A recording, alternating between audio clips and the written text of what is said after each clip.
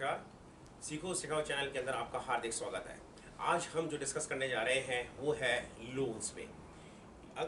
मैं आज आपके लिए कुछ पॉइंट्स बना के लाया हूँ लोन्स पे कि अगर आप लोन लेने जा रहे हैं तो सबसे पहले आपको देखना है कि आपकी नीड क्या है। नीड इन द सेंस आपको कार लोन लेना है, पर्सनल लोन लेना है, एजुकेशन लोन लेना है, होम लोन लेना है या लैप यानी लोन अगेंस्ट प्रॉपर्टी। जो लैप है वो आप किसी भी काम में ले सकते हैं। होम लोन जो होगा वो सिर्फ कंस्ट्रक्शन के लिए या आपको घर खरीदना है, चाहे वो बना बनाया हो, ज़मीन हो, मकान बनाना हो तो उसमें होम लोन आप ले सकते हैं। लैप आप किसी भी काम में। एजुकेशन लोन आपको खुद को एजुकेशन लेनी हो, बच्चों के एजुकेशन के लिए आपको काम में लेना है। पर्सनल लोन जो है आपको वो चीज़ है कि आपको हल्की रिक्वायरमेंट है, कुछ समय के लिए है, कम है तो ही पर्सनल लोन पे जाएं, क्योंकि उसकी जो इंटरेस्ट रेट जो होती है वो थोड़ी सी ज़्यादा रहती है। अगर आपको थोड़ा सा ज़्यादा चाहिए कंस्ट्रक्शन के अलावा तो आप लैप प्रेफर कर सकते हैं। उसके बाद में आपको ये देखना है कि आपका बजट क्या है। बजट इन द सेंस मान लो सपोज करो आपको कुछ चीज़ बनानी है, जैसे कार खरीदनी है तो आप किस आपका जो बजट इन द सेंस कितने की कार खरीदना चाहते हैं, मकान खरीदना है, ज़मीन खरीदनी है, फ्लैट खरीदना है तो आपका बजट क्या है, कितना लेना चाहते हैं। फिर उसके बाद में आप ये सारा जब आप बजट बना लेंगे तो उसके बाद में आता है कि आपका मेन चीज़ जो होती है क्रेडिट स्कोर। जो ज़्यादातर क्रेडिट स्कोर जो मिलते हैं वो आप डिपेंड करता है कि आप कोई भी पहले आपने कोई लोन लिया है तो उसका रीपेमेंट कैसे किया है। सेकंड, अगर आप क्रेडिट कार्ड यूज़ में लेते हैं तो आपने वो ऑन टाइम पेमेंट किया है, इस हिसाब से क्रेडिट स्कोर बनाया जाता है। नॉर्मल कुछ कंपनीज जैसे सबसे ज़्यादा पॉपुलरली नोन ये जो है वो सिबिल के नाम से पहचाना जाता है, नॉर्मली जो पब्लिक पहचानती है। उसके बाद में देखना है आपकी ईएमआई पेइंग कैपेसिटी कि आप जो ईएमआई यानी जो पर मंथ आपकी ईएमआई आएगी वो आप कितना उसको पे करने में आपकी कैपेसिटी कितना आप सक्षम हैं, तो वो जरूर देख लीजिए। उसके बाद में आता है तो अब आपको करना क्या है, जैसे आपको जिस भी बैंक में आपका अकाउंट है सबसे पहले प्रेफर उस बैंक को करिए, वहाँ से इंटरेस्ट ले लीजिए कि क्या रेट ऑफ इंटरेस्ट वो दे रहे हैं। सेकंड, दूसरे बैंक से कंपेयर करिए, डीएसए की हेल्प लीजिए। इसके लिए आप डोर स्टेप सर्विस भी ले सकते हैं, यानी बैंक्स जो हैं वो भी डीएसए भी आपके ऑफिस या आपके हाउस या घर में आकर के आपके पेपर्स कलेक्ट करते हैं और लेके जाते हैं, तो वो सर्विसेज भी आप ले सकते हैं। कंपेयर कीजिए इंटरनेट पे या किसी पे भी कि रेट ऑफ इंटरेस्ट कौन से बैंक की कम आ रही है, वो कंपेयर कीजिए। उसके बाद में आप जाइए ईएमआई कैलकुलेटर। ईएमआई कैलकुलेटर का मतलब ये है कैलकुलेट कीजिए ईएमआई को कि पर मंथ कितनी आ सकती है। कई बार हम समझ नहीं पाते हैं, जैसे आपको किसी ने बताया 7.25, किसी ने कहा 7.5, आप समझ नहीं पा रहे हैं कि 7.25 में कितनी मेरी ईएमआई आ जाएगी, उसमें कितनी आ जाएगी। आप उनसे क्लियरली पूछिए कि मुझे पर लाख बता दीजिए। सपोज़ आप 10 ईयर्स के लिए ले रहे हैं तो बता दीजिए मैं 10 ईयर्स के लिए ले रहा हूँ तो पर मंथ पर लाख आपकी कितनी ईएमआई आ जाएगी, तो उससे आप कैलकुलेशन बैठा सकते हैं। मान लो 1 लाख पे 800 रुपये 800 रुपीज़ आ रही है तो यू कैन आपको ये रहेगा कि हम जो है कैलकुलेट कर पाएंगे, मतलब यू कैन ईजिली कैलकुलेट कि मेरी कितनी आ रही है, उसके हिसाब से आप, यानी मान लो आपने 10 लाख लिया तो 800 इंटू 10 जैसा कर लिया तो इतनी आपकी ईएमआई बन सकती है। उसके बाद में अब आ रहा है आपको जो रेट्स प्रोवाइड की जाती हैं, तो आपको कुछ टर्म्स होती हैं जो मालूम होने चाहिए, जैसे रेपो रेट एक नया फीचर है, दूसरा एमसीएलआर कि एमसीएलआर पे लेना चाहते हैं, रेपो रेट पे लेना चाहते हैं, ठीक है, तो वो देखिए आप। उसके बाद में आएगा टेन्योर। आप टेन्योर कैसा चाहते हैं, आपको देखना है, आपको पूछना है 15 साल, 20 साल, 10 साल। जैसे पर्सनल लोन है वो करीबन 4 मैक्सिमम 5 ईयर्स के नॉर्मली प्रोवाइड किए जाते हैं। जो लैप है वो 15 से 20 साल के लिए प्रोवाइड किए जाते हैं। जो होम लोन्स हैं इनका टेन्योर सबसे लंबा होता है, ये 25 ईयर्स 30 ईयर्स तक भी टेन्योर दिया जाता है। कार है इनका नॉर्मली 5 ईयर्स 7 ईयर्स तक इस पे कार लोन पे ये टेन्योर दिया जाता है। तो ये टेन्योर देखना आपको कितना आपको टेन्योर चाहिए। आप पूछिए कि फोर क्लोजर चार्जेस तो नहीं है।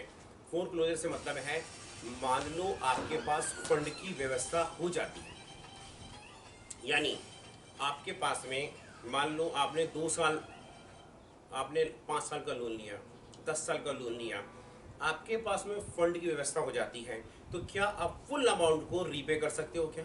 पहला। दूसरी बात, बीच मतलब कम अमाउंट, जैसे मान लो 5 लाख का लोन है, तो क्या आप बीच में आपके पास में लाख रुपए की व्यवस्था आ गई, तो क्या आप लाख रुपए डिपॉजिट करा सकते हो क्या? ये जो बीच में आप डिपॉजिट करा रहे हो, तो उसमें कोई फोर क्लोजर चार्जेस तो नहीं लग रहे हैं, ये आप जरूर पूछ लीजिएगा और जैसे उसको कंफर्म कर लीजिएगा। प्रोसेसिंग फीस, इन सब के अंदर जो भी हम लोन की प्रोसेसिंग करते हैं, इसमें प्रोसेसिंग फीस लगती है, तो आप ये देखना है, उनसे पूछिए कि प्रोसेसिंग फीस कितना % लगेगी, वो देखिए, वो कंपेयर कीजिए अलग अलग बैंक्स में। फिर स्टैम्प ड्यूटी चार्जेस, जो नॉर्मली सभी में बराबर से ही होएगा, क्योंकि ये गवर्नमेंट चार्जेस रहते हैं, जो गवर्नमेंट टैक्सेस है, तो स्टैम्प ड्यूटी चार्जेस रहते हैं, वो कितना आएगा आपका, या अदर कोई हिडन चार्जेस तो नहीं। एक आइडिया आपको सॉलिड रखनी है, क्योंकि सारा नॉर्मली जो भी लोन प्रोवाइड किए जाते हैं उनमें 3, जैसे अब मैं सपोज करूँ अपन होम लोन की बात करते हैं, तो होम लोन के अंदर ये होता है कि प्रॉपर्टी का वैल्यूएशन है कि प्रॉपर्टी कितने की आ रही है, एक।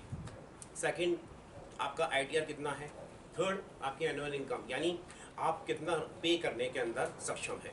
इन सब के क्राइटेरिया के हिसाब से जो बैंक है डिसाइड करता है कि हमको इसको पर्टिकुलर पर्सन को कितना लोन प्रोवाइड करना चाहिए। उसके बाद में आता है कि जो आप लेते हैं, चाहे कार लोन हो, होम लोन है, इन पे आप इनकम टैक्स बेनिफिट्स भी ले सकते हैं जो गवर्नमेंट प्रोवाइड करती है। सबसे इम्पॉर्टेंट बात जो मैं लास्ट में आपको 2 पॉइंट और कहना चाहूँगा, वो ध्यान से सुनिएगा कि लोन हो या प्रॉपर्टी हो, जो भी है, चाहे property should be insured, loan should be insured. जैसे सपोज करो कुछ मिस हैपनिंग हो जाती है, यानी आपने लिया लोन और किसी कारणवश आप नहीं रहते हैं, तो वो लोन जो है आपके फैमिली मेम्बर्स को रीपे नहीं करना पड़े, क्योंकि एक बड़ी प्रॉब्लम आ जाती है। उसके लिए नंबर ऑफ कंपनीज जो है इंश्योरेंस प्रोवाइड करती हैं, तो वो इंश्योरेंस आपको ज़रूर लेना चाहिए, जिससे कि आप टेंशन फ्री रहते हैं। मान लो कोई मिस हैपनिंग हो जाती है, आप नहीं रहते हैं कल, तो आपके फैमिली मेम्बर्स को वो लोन जो है रीपे नहीं करना पड़ेगा। वो जो भी जिस भी कंपनी से आप लेते हैं वो उसको रीपे कर देती है। सेकंड, उसमें राइडर जरूर लगवाइए। राइडर इन द सेंस होता है जैसे क्रिटिकल इलनेस के लिए है। मान लो आप जो भी व्यक्ति बोरोअर है, यानी लोन ले रहा है, उसको किसी तरह की ऐसी बीमारी हो जाती है, टोटल परमानेंट डिसेबिलिटी हो जाती है, या अगर कुछ समय के लिए ऐसा होता है कि उसको बीमार हो गया, तो उसमें भी अलग अलग तरह की कंपनीज प्रोवाइड करती है लोन पे इंश्योरेंस की। जैसे टोटल परमानेंट डिसेबिलिटी हो गई, यानी बिकॉज ऑफ किसी भी कारण से वो बीमार हो गया और वो अब डॉक्टर ने ये कहा कि ये अब काम नहीं कर सकता, बेड रिडन है, ये एक्सपायर्ड जो भी है, तो उस केस के अंदर कंपनी वो जो पैसा है उनको दे देती है। ये नॉर्मली टर्म लोन के अंदर भी प्रोवाइड किया जाता है। जैसे अगर सपोज करो आपको अगर वो पर्टिकुलर लोन इंश्योरेंस नहीं करते हैं, तो आप टर्म प्लान ले लें। टर्म प्लान के अंदर ये राइडर लगा हुआ लेना चाहें तो ले सकते हैं। यानी आप बीमार पड़ जाते हैं और किसी कारणवश आप आगे रीपे नहीं कर पाते हैं, बेड रिडन हो जाते हैं, तो इन दैट केस आपके किसी फैमिली मेम्बर के ऊपर ये नहीं आएगा।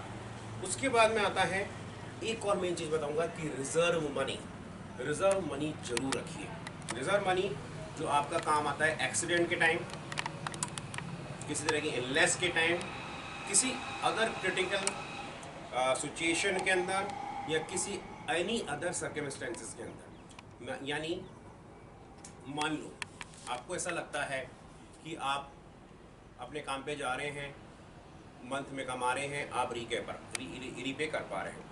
आप सोचिए कि मान लो किसी कारणवश बिकॉज ऑफ एनी रीज़न अगर आप 2 महीना, 4 महीना, 6 महीने, 10 महीने या 4 महीने वर्क पे नहीं जा सकते,